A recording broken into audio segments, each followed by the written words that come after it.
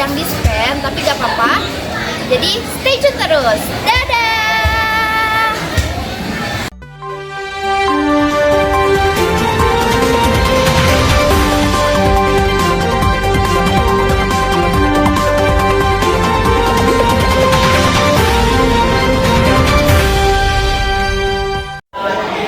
Kebiasaan boros listrik masih terlihat di lingkungan SMA Negeri 1 Aceh.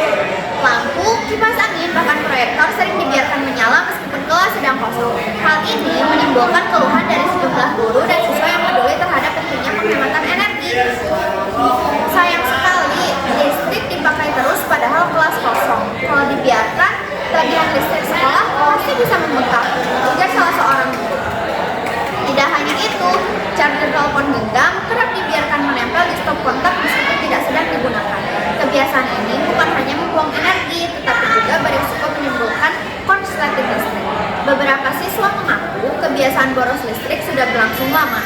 Kadang lupa matiin kipas atau lampu, apalagi kalau buru-buru mau pulang. Jadinya, kebiasaan boros listrik susah hilang, ungkap salah seorang siswa SMA N 1 Rancaikek.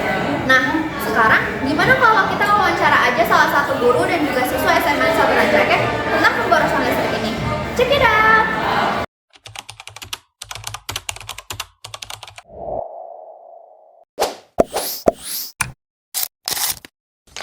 Sekarang kita udah bersama Bapak Yunus yang akan diwawancarai oleh kelompok 4.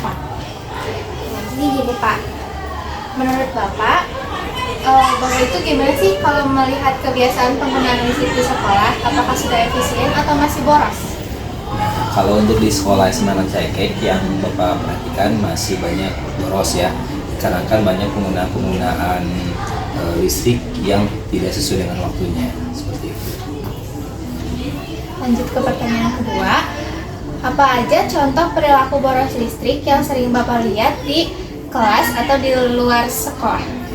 Ya, yang Bapak lihat itu ketika pada saat jam pulang sekolah itu listrik seperti salah satu contohnya lampu masih menyala di siang hari, termasuk kipas angin ketika anak-anak sudah pulang dari sekolah, seperti itu salah satu contoh pemborosan listrik seperti itu. Oke, lanjut ke pertanyaan ketiga.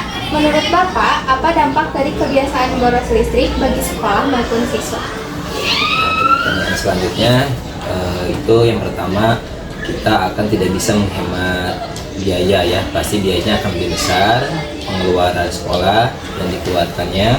Yang kedua, dari segi alat-alat elektroniknya, baik itu lampu, kipas ataupun yang lainnya akan cepat rusak ketika kita boros dalam penggunaannya, seperti itu. Terima kasih banyak ya Bapak sudah menjawab.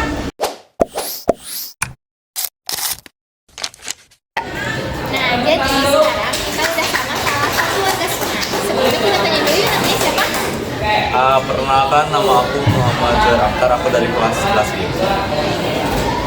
Langsung aja pertanyaannya. Menurut kamu, gimana kebiasaan teman-teman di sekolah dalam menggunakan listrik? Kalau menurut aku memang ada beberapa orang yang lalai untuk penggunaan listrik ini, tapi ada juga yang selalu ingat tentang mematikan kipas, mematikan alat-alat yang menggunakan listrik yang sudah nggak dipakai gitu.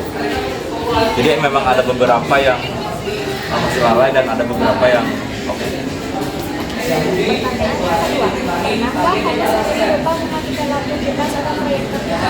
Kalau untuk sampai sekarang ya, dari masuk sekolah sampai sekarang itu alhamdulillah belum pernah. Jadi masih ingat. Terima kasih atas jawabannya. Nah, itu tadi wawancara dari kelompok kita. Dampak dari pemborosan listrik ini tidak hanya terasa pada biaya operasional sekolah, tetapi juga memberi contoh kurang baik bagi siswa